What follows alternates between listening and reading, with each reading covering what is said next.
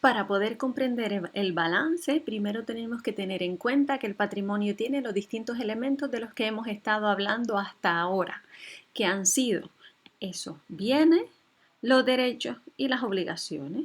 Como un repaso, diremos entonces que esos bienes, derechos y obligaciones los agrupábamos en activo, pasivo y patrimonio neto. ¿Qué ocurre? Que todo ello, esos elementos, se agrupan por características en común, que son las masas patrimoniales.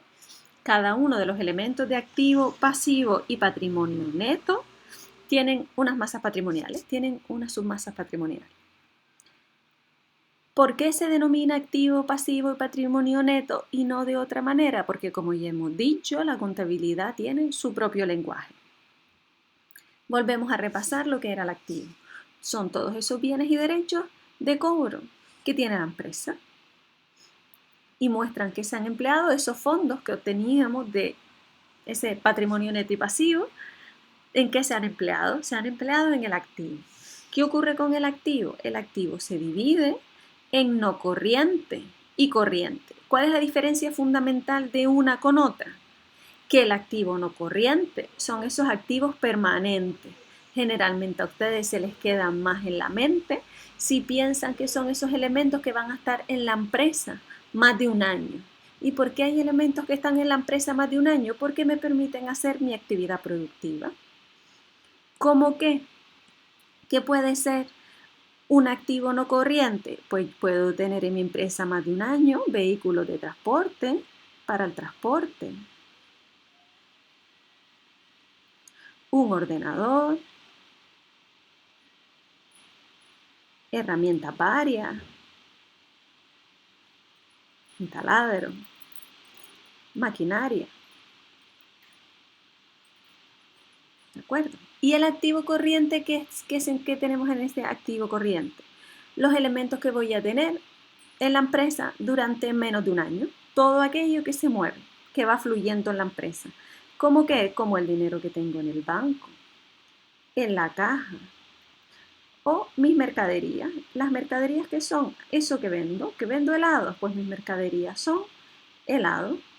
¿Qué suele ser también activo corriente? Esa deuda que hay con la empresa, que me deben mis clientes generalmente.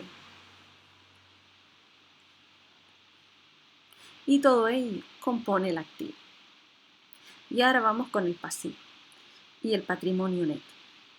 Como hablábamos antes, el patrimonio neto está formado fundamentalmente por los fondos propios que genera la empresa, de la empresa. ¿Cómo qué?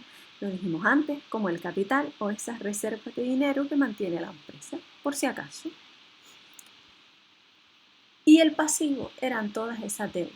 ¿Qué ocurre con las deudas? Al igual que con el activo, las dividimos en no corriente y corriente.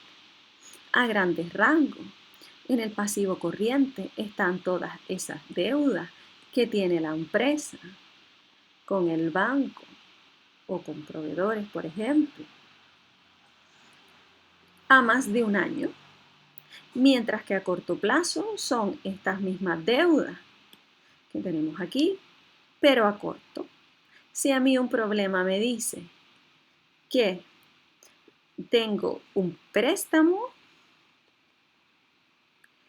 y que este año tengo que pagar 2.000 y que en los 3 años restantes debo pagar 6.000, pues sé que esto es un pasivo corriente y que la deuda a los siguientes 3 años es un pasivo no corriente.